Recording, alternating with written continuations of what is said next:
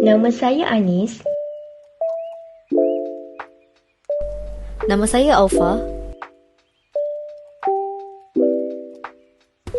Nama saya Adwa. Nama saya Putri. Dan nama saya Durin Fakiha.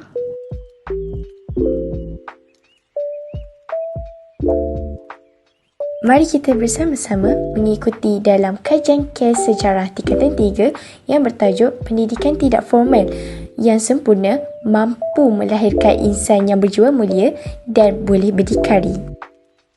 Assalamualaikum warahmatullahi wabarakatuh. Bersyukur kehadrat ilahi kerana dengan limpah kurnianya dapat juga saya menyiapkan folio saya yang telah diusahakan selama ini. Folio ini amat penting buat saya memandangkan perkara ini merupakan sebahagian daripada kerja khusus individu. Ribuan terima kasih saya ucapkan kepada individu penting yang banyak membantu saya sepanjang saya menyiapkan projek folio saya ini. Pertama sekali, kepada Puan Nur Aisyah binti Samit selaku guru mata pelajaran sejarah kerana beliau telah banyak memberikan bimbingan dan semangat. Sekalung penghargaan untuk kedua ibu bapa saya kerana memberikan tunjuk ajar kepada saya sepanjang saya menyiapkan folio ini. Tidak lupa juga kepada rakan-rakan seperjuangan yang sama-sama berhempas pulas dalam menyempurnakan projek masing-masing. Bantuan kalian dari segi informasi terkini mengenai projek folio amat saya hargai. Budi kalian yang sanggup meluangkan masa untuk memberikan saya maklumat tidak akan saya lupakan. Akhir sekali, terima kasih kepada pihak-pihak yang telah membantu saya secara langsung atau tidak langsung sepanjang projek saya telah dijalankan dan dibentangkan. Objektif kajian yang pertama, menguraikan kepentingan sistem pendidikan tidak formal. Yang kedua, membandingkan sistem pendidikan tidak formal dengan sistem pendidikan formal. Yang ketiga, menyatakan contoh-contoh sistem pendidikan tidak formal. Kaedah kajian, temu bual, internet, penyelidikan.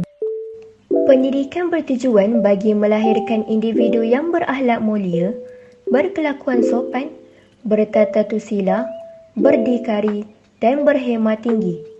Pendidikan dalam masyarakat tempatan terbahagi kepada dua. Salah satunya ialah pendidikan tidak formal. Pendidikan tidak formal ialah pendidikan agama seperti mengaji Al-Quran, mukadam dan sebagainya. Ia boleh merujuk kepada didikan di rumah atau belajar di rumah. Ia dipanggil autodidaktisme iaitu pendidikan sendiri. Antara cara penyampaian pendidikan tidak formal ialah media massa, muzium, zoo dan perpustakaan. Pendidikan tidak formal cara dahulu. Yang pertama, corak pendidikan lebih kepada bidang agama dengan pengajaran seperti Al-Quran, akhlak yang baik dan pengetahuan. Yang kedua, tempoh pengajian tidak terhad. Yang ketiga, sistem pendidikan berasaskan sistem pondok yang diadakan di madrasah dan di sekolah-sekolah agama. Yang keempat, ditubuhkan dengan tujuan melahirkan pelajar yang bermoral tinggi. Yang kelima, sekolah dipecahkan kepada 4 iaitu sekolah Inggeris, sekolah Melayu, sekolah Cina dan sekolah Tamil. Seterusnya, pendidikan tidak formal cara terkini. Yang pertama, pendidikan yang menumpukan kepada pelbagai bidang, terutamanya sains dan teknologi. Yang kedua, ada jumlah tempoh pengajian bagi setiap peringkat.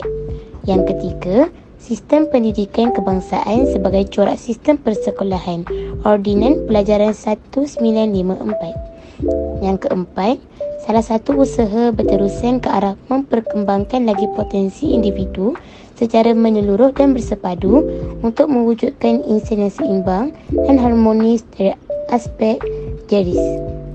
Yang kelima, sekolah kebangsaan sebagai corak sistem persekolahan. Kesimpulannya, pendidikan tidak formal kini mempunyai kebolehcapaian yang lebih baik, topik yang lebih luas, fleksibiliti yang lebih besar, lebih interaktif dan mempunyai pilihan pensijilan yang lebih baik berbanding pendidikan tidak formal sebelum ini.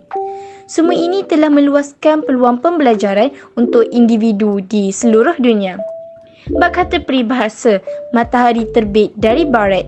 Peribahasa ini menggambarkan bahawa pendidikan tidak formal boleh mengubah pekangan atau pandangan seseorang secara tiba-tiba. Sama seperti matahari terbit dari arah yang tidak dikenali, pengetahuan baharu boleh mengubah perspektif dan pemahaman kita tentang dunia. Matahari terbit, sila terus bersemangat. Belajar di jalanan tidak pernah kurang penting.